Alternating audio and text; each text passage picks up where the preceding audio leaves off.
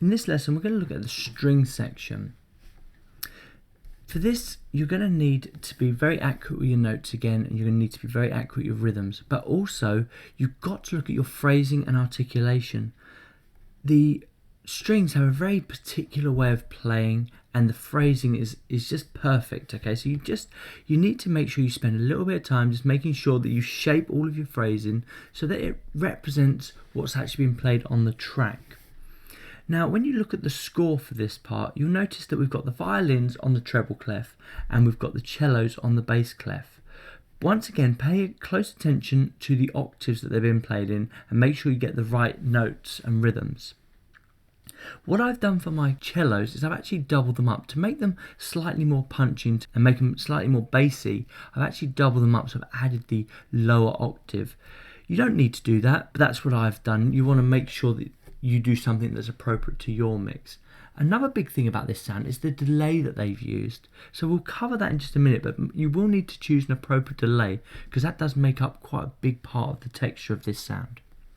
So let's head over and just see where it is in the mix. So you can see it's in the intro, it's in the last part of both choruses, but we've also got this little chord that's right in the middle of verse 2.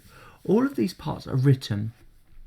What I've done is I've duplicated the intro into 3 places. The end section of this chorus 2 is slightly different, and once again that is written on the score, so you can copy that in. I will share my screenshots just so you get a good starting point. We've also got 2 extra parts where I've separated them out. The actual sound is quite different, and what it does with the panning is quite different as well. So I've also included 2 extra parts. Once again, I will share my screenshots. The thing that you need to look at when it comes to this pre-chorus is the way that the instruments interplay. Now let me just shut this so I can show you this. And what I mean by that is actually you've got a very specific directional panning on these parts. So this legato violin starts off up in the left speaker. So if I just play this one and show you how it's panning over. So it's starting up here in the left speaker and then it's slowly panning over to the center, and then with this one below, let me just get it to the panning. With this one below, it's actually panned over into the right speaker, so that it kind of feels like it's moving across the speakers. Let me just play that for you so you can hear that.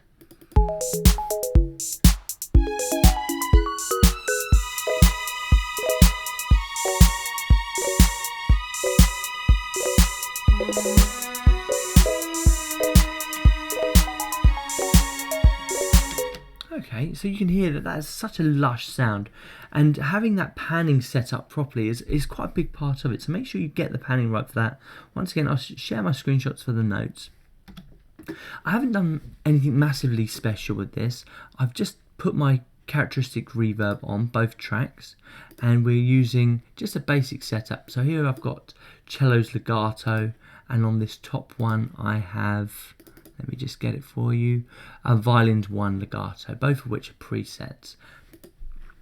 Let's go back to our main one and just show you how I've set up my main strings.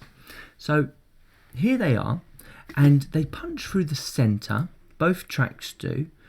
They're quite low in the mix. When it came to finding the sound for this, I had to go back to the legacy sound. So if I scroll back, and I'll show you where I found these in Logic 10.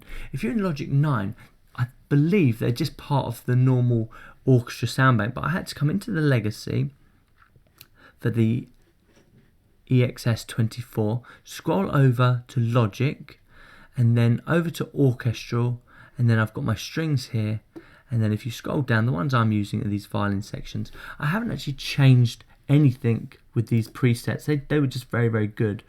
I had to come into the EQ and just kind of tweak the EQ, but the biggest part, especially in the strings, was making sure that I set up a really good delay. So I've created a new bus 7, and on this I've got Delay Designer on it.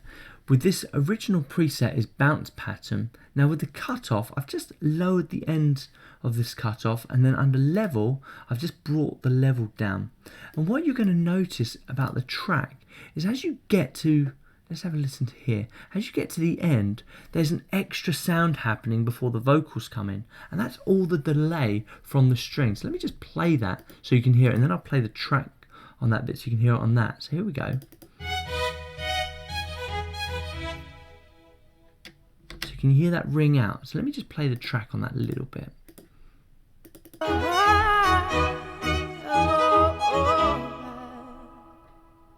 And you can hear, I probably need to make mine a little bit longer, but that delay just rings out until the verse starts. So that's quite an important part of the characteristic. So you will need to set yourself up a delay and do it appropriately, the amount you need based on the delay that you're using. You may find a better one that works for you. Then finally, before I let you guys crack on, I'll just play what I've got, and I've just increased a little bit this top end once again just to make it shine. I will have to look at this as my track builds. I will have to look at this depending on my mix, but we'll get to that point. At the moment, I'm just kind of putting all the tracks down, finding an appropriate place in the mix for them, and moving on. It's quite an in-depth arrangement, so we do have to kind of think, actually, it might just be better to get the instruments down, get them as close as possible, and then start tweaking them as everything's in, because they do rely on other instruments. The actual mix relies on other instruments to kind of sound the way it should. So before I let you guys crack on, let me just play you what I've got so you can see what you think. So here's my intro part. Let me just mute that one.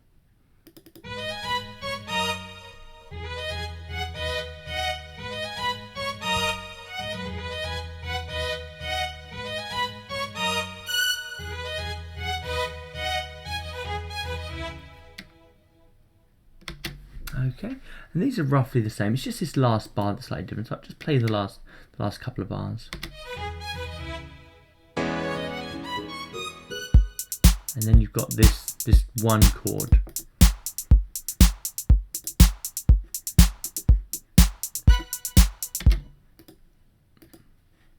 There it is. Okay, so get your strings in, and I'll see you in the next lesson.